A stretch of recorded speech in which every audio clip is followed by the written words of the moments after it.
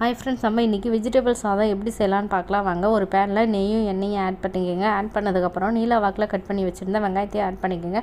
வெங்காயம் நல்லா வதங்க விடுங்க. வெங்காயம் பாதி வதங்கினதுக்கப்புறம் நம்ம எடுத்து வச்ச ஸ்பைசஸ் பட்டை, கிராம்பு, ஏலக்காய் எல்லாத்தையும் நம்ம ஆட் பண்ணிக்கலாம் ஃப்ரெண்ட்ஸ். நல்லா வெங்காயம் பொன்னிறமாக ஆனதுக்கப்புறம் இஞ்சி பூண்டு பேஸ்ட்டை ஆட் பண்ணிக்கலாம் ஃப்ரெண்ட்ஸ்.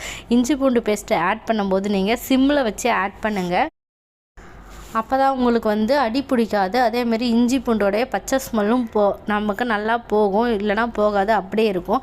அதுக்கப்புறம் தக்காளி ஆட் பண்ணிக்கோங்க ஃப்ரெண்ட்ஸ். தக்காளி ஆட் பண்ணதுக்கப்புறம் நீங்கள் சிம்மில் வைக்க தேவையில்லை, கொஞ்சம் ஓவர் ஃப்ளேம் வச்சுக்கலாம். ஏன்னா தக்காளி நீருன்றதுனால அது ஈக்குவலாக ஆகிடும். அதுக்கப்புறம் நம்ம நைட்டே ஊற வச்சா பச்சை பட்டாணியும் மீன் மேக்கரையும் சேர்த்து நல்லா வதக்கிக்கலாம் ஃப்ரெண்ட்ஸ். நல்லா வதக்கினதுக்கப்புறம் தயிர் ஆட் பண்ணிக்கலாம்.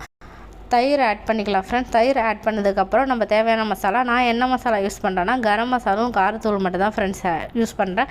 கரம் மசாலாவும் காரத்தூள் போட்டு நல்லா வதக்கிக்கலாம் ஃப்ரெண்ட்ஸ். வதக்கினதுக்கப்புறம் அந்த எண்ணெய் பிரிஞ்சு மேலே வரணும் ஃப்ரெண்ட்ஸ். எண்ணெய் பிரிஞ்சு மேலே வர அளவுக்கு நம்ம வதக்கிட்டு தேவையான அளவு உப்பு, தேவையான அளவு தண்ணி ஊற்றி நம்ம குக்கரில் நம்ம யூஸ் பண்ணுறதுனால தண்ணி ஊற்றுற உடனே நம்ம அரிசியும் போட்டுக்கலாம் ஃப்ரெண்ட்ஸ். ஒன்றும் பிரச்சனை இல்லை.